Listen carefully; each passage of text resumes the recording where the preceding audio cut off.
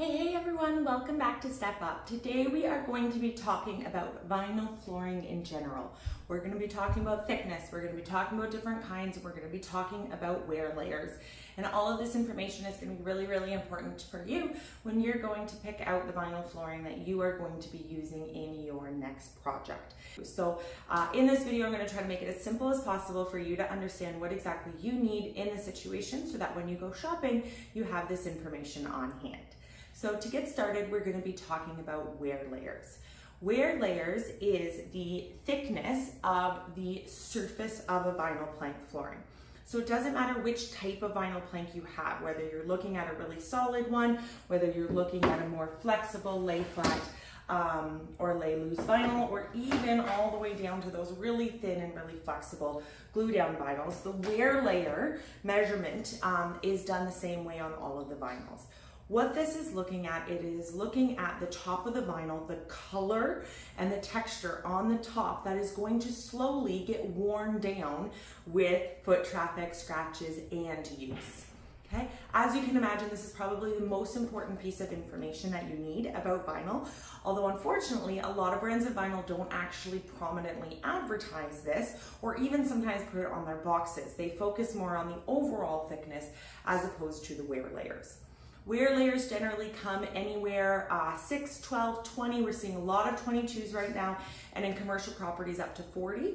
Okay, if you are looking at household property, residential property, your aim is to get somewhere between the 12 and 20. Obviously, the thicker the wear layer, the more color and coating that can get worn down before you're going to notice wear and tear on your vinyl. So, as we say, the thicker the better. However, it's not worth the price to necessarily go overboard and start looking at those commercial vinyls with the 40 wear layer. Okay, ideally, I would look for that 20 mil wear layer. That's personally what I would want in my own homes.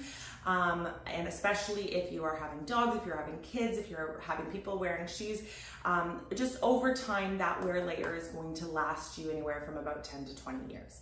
Okay, if you do have a property where there is very little wear and tear, there's very little use of the space, you could go down to some of the thinner, the 12 wear layers. Personally, I would never go down to the 6s. As you can imagine, there's going to be a price difference as you go through it, but as I mentioned, that information is not always prominent. So it is something that's really important to make sure you understand. You can always Google it, ask the salespeople about it, or look for it on the boxes to figure out what that looks like. As I was saying, it is how quickly that surface is going to get worn down. The wear layer on your vinyl plank flooring is also really important if there's anything other than just simply installing it over a floor that you are hoping to do.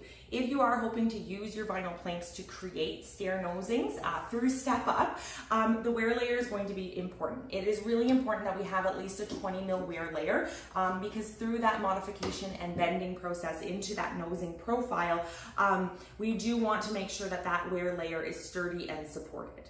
Also, if you're looking to use your vinyl plank to be making any transition pieces or vent covers, you're going to want to make sure that you have a nice thick wear layer so that you're going to remove it. You can see here, this is a vinyl plank that we have removed the wear layer on. This wear layer then gets used to actually go over a transition piece or a vent cover for them to be in the same color as the vinyl plank flooring itself. Okay, so we need at least that 20 mil, 22 is ideal for those types of projects. But again, you need to think about what your personal needs are going to be. What is that wear and tear on that flooring going to be? Are you looking to do nosings, transitions, vent covers, etc., etc.? You will notice as you start to look at different types of vinyl that the wear layer isn't always consistent based on the overall thickness of the vinyl. And this is why I'm encouraging you to focus on it first. You are going to notice that a vinyl like this is 6.5 mil thickness, millimeters thickness. A vinyl like this, which is an 8 millimeter thickness, a floppy lay flat vinyl like this, which is a 5 millimeter thickness, and even this very thin and floppy glue down vinyl, which is only a 1.5 millimeter thickness. These vinyls all actually have the exact same thickness of a wear layer. Okay, every single one of them is looking at having the same amount and thickness of that color and that protective coating that is going to give your vinyl floorings that protection over the years and that longevity. Okay, so you always want to start off making sure that you're finding those 12 to 20 mil wear layers and making sure that they are suitable for the project that you are on. Moving on from there, we're then going to look at the different types of vinyl and that overall thickness, because as I mentioned, all of these were different. So first, we've determined our wear layer and we're making sure we're in that range that we need. And then we're presented with a number of options. You might see all sorts of words being thrown out like SPC, WPC, LVP, lay flat, glue down, all sorts of different things out there. I know it can be really confusing, but we're gonna break it down and we're gonna try to make it really simple for you. Okay, the first style of vinyl that you're going to find are these really thin vinyls, which are considered glue down, and there's even magnetized ones now as well. They are very, very thin, and the intention is literally, as the name says, to put a glue down on generally a concrete surface and adhere these down. Okay, this is most commonly done in commercial properties because again, you're able to get a lower cost because it is a thinner vinyl and you are going to be able to get that long lasting finish with it is being glued down in place. I will say that this generally involves some professional installation. The glue down process can be a bit more complex. As well, with that thinner overall vinyl, you need to make sure that you are always working with a completely level flooring. You're not going to want to put this on over top of other flooring. You're going to need a new construction with that concrete base on the flooring, not a wooden subfloor. Okay, so again, unless it's a commercial property, generally that's not something we're going to recommend. The next option that you can look at is a lay flat or a lay loose vinyl. Okay, these vinyls can have some thickness to them.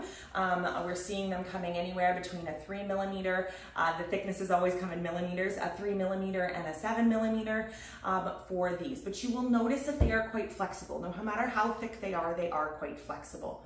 Okay. This vinyl is simply going to lay on the floor that's already there. So again, it's going to be very, very important if you're choosing this type of vinyl that the floor that you are working with is already level.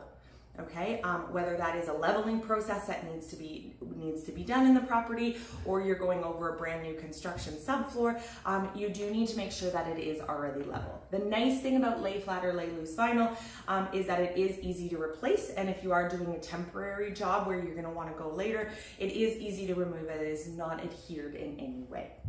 Okay, the next ones that we would look at would be those SPC, WPC, LVP terminology. What that means is there is something in the middle layers of the vinyl that is adding strength and stability. Okay, you will notice that these vinyls, even though that's a little piece, they do not flex like those other vinyls that we were looking at. Okay, generally, if it's an SPC, that stands for stone. There's literally stone pieces as one of the layers in the middle. Again, we've talked about the wear layer, that's the vinyl on the top. But these middle layers that are here, we're looking at some sort of stone product. Every brand has their own mix of what's in there, but there's something there that's giving it strength and stability. Why would we want strength and stability? Well, it is adding that strength to the floor that is already there. So if, for example, you have a property where there's already tile on the floor and you don't want to be bothered to take that off and remove it, you could use a product like this to go right over top of it, because the strength of the vinyl itself is going to add strength to those grout spaces where there's going to be that little bit of air space, and you're not going to have the vinyl bending or flexing when the flooring isn't completely level. Also, as I mentioned, basements, we see a lot of this being used there. They're not completely level. They're purposely poured to have a slant towards a drain. And so doing something like this, it's going to take care of those unlevel floors underneath, leaving that water drainage system in place, but giving you a more level finish overall without screaks and cracks when people are walking over them. Okay, the thickness that you are looking at, you're going to see thicknesses for these types of vinyls anywhere from about 4 millimeters up to, I mean, now we're seeing them come out with 9 and 9.5 millimeters. Okay, they get thicker and thicker by the day. Again, we're going to be looking at a range. There isn't going to be a huge difference between something that's maybe a 4 mil and a 5 millimeter thickness. Just like there isn't going to be a huge difference between an 8 millimeter and a 9 millimeter. That's not worth paying a different price for. Okay, we're looking at kind of those overall extremes of those ranges. If you are looking at doing a thinner vinyl, a 4mm, 5mm vinyl. It is going to be less expensive, but it is going to have a lot less of that strength and stability. It's going to act, and think of it almost more as these lay flat vinyls. You're going to need a smooth undersurface, and you're going to be wanting it on to be putting it onto a strong base or an established floor. For example, we were at a new build construction doing a staircase where they were using a 4.5mm vinyl flooring, and the contractors in that situation actually needed to add an extra thick subfloor to the flooring before they were able to install that vinyl, because it was determined that the thickness of that subfloor, because there wasn't going to be a tile or there wasn't going to be a thicker, stronger vinyl going on place, it just didn't feel like those floorings had enough strength to them for the general wear and tear that would be in that home. So in that situation, a thicker vinyl would have saved that additional work and that additional wood in that installation. On the flip side, we've done stair installations at homes where people already had tile all throughout their home and they were wanting to cover it with vinyl for all the wonderful reasons that people do. They purposely chose a thinner 4.5mm thick vinyl because they just didn't want to keep adding to that height, right? The tile already added height, took away headspace, so they didn't want to have that even more. And again, those steps coming down from where they didn't want those to be as thick. The flooring was already established, so they were able to go with something a little bit thinner. Okay. Generally, as a ballpark, anywhere in that 6.5 to 7.5 ballpark, it's going to be your average. It's going to be a very strong and durable vinyl. It's going to work wonderfully in most situations. Personally, I've yet to be at an install where I felt the need for a 9mm vinyl. I think a lot of times the providers and the different brands that are out there just continue to make things thicker so that there's a new product that's available. There may be some specific situations, again, you can talk to your contractor about situations where you might want to go with those thickness, but they do generally come with a premium price, and it's generally not worth it in that situation. So to recap, most important things when you're going out to purchase your vinyl. Very number one off the top, that wear layer. Make sure for a residential situation you're getting somewhere between that 12 and 20mm wear layer, preferably around the 20 mark. If you have really, really strong wear and tear, you're going to want to be looking a little bit higher than that. Once you've determined that, then you're going to be looking at the type of vinyl you want to do and the way it's going to be installed. Are you doing a professional glue down in a commercial space? Are you looking at a lay flat that's going to be easier to remove and replace if needed? Are you looking for a click vinyl with a stronger core that's going to add strength and stability?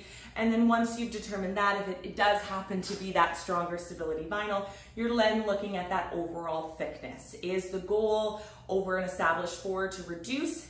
Smaller. If it's not an established floor or it's an uneven floor, let's go a little bit thicker to add that strength and stability there. If you have absolutely any questions, please let me know in the comment section below or shoot us a direct message. We would be happy to help you out on your journey.